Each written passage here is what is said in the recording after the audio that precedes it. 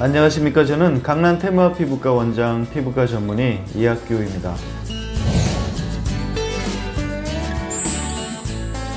오늘 이 시간에는 봄철 피부 관리에 대해서 간단히 설명드리겠습니다. 이제 겨울이 지나고 봄이 되면 가장 큰 차이점이 날씨가 좋기 때문에 야외 활동들을 많이 하게 됩니다. 그래서 생기는 피부의 질환들이 아무래도 겨울보다는 좀 다른 패턴으로 여러 가지가 생기게 되는데, 가장 우려되는 게 역시 자외선에 대한 우려, 그 다음에 두 번째는 알레르기인 것 같습니다. 첫 번째, 자외선은 봄볕이 좀 굉장히 강하다라고들 생각을 하죠. 아무래도 그 태양의 각도 자체가 굉장히 높아지기 때문에 자외선 B라든지 자외선 A의 그 양이 많아져 가지고 요때 이제 겨울에 잘 생기지 않던 잡티라든지 기미가 상당히 좀 악화되는 경향이 있습니다.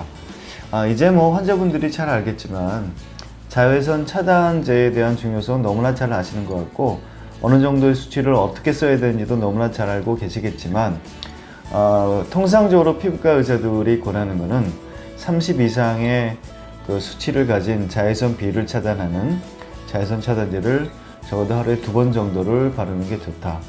그러면 어느 정도 봄에 생길 수 있는 잡티라든가 기미를 많이 방지할 수 있다라고 말씀드릴 수가 있겠고, 요즘 또 가장 크게 문제가 되는 게 우리나라 황사도 그렇고 미세먼지도 그렇고, 그 다음에 봄에는 또 꽃가루까지 같이 합세를 하는 경우가 많이 있는데, 호흡기에 대한 알러지도 마찬가지지만 피부나 아니면 눈에 대한 알러지도 상당히 많아지고 있습니다.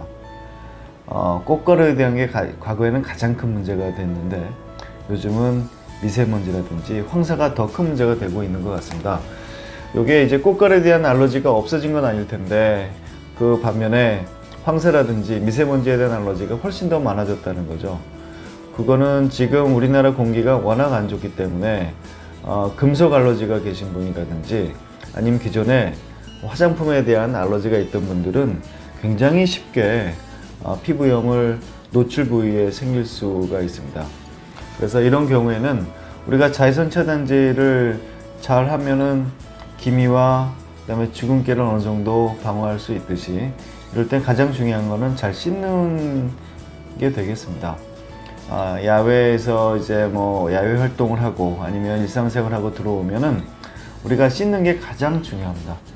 그 알러지를 일으킬 수 있는 물질이 만약에 피부에 닿거나 침착돼 있을 때 약을 먹기 전에 물로 씻어낸다면 그 훨씬 더 많이 잘 막을 수가 있기 때문에 일단 잘 씻는 게 중요할 것 같고, 그 다음에 피부염을 일으켰을 때는 화장품 가지고 치료가 되지는 않거든요. 피부염이 일어났을 때는 약을 적절하게 쓰고, 약이라는 게 이제 항히스타민제라든지 아니면 아주 약한 정도의 스테로이드를 쓴다면 잘 치료가 될 수가 있을 것 같습니다. 그래서 아무래도 봄철에는 이 2가지 질환만 좀 많이 조심하신다면 겨울 동안에 좀 잘 지켜왔던 피부를 잘 유지하실 수가 있을 것 같습니다.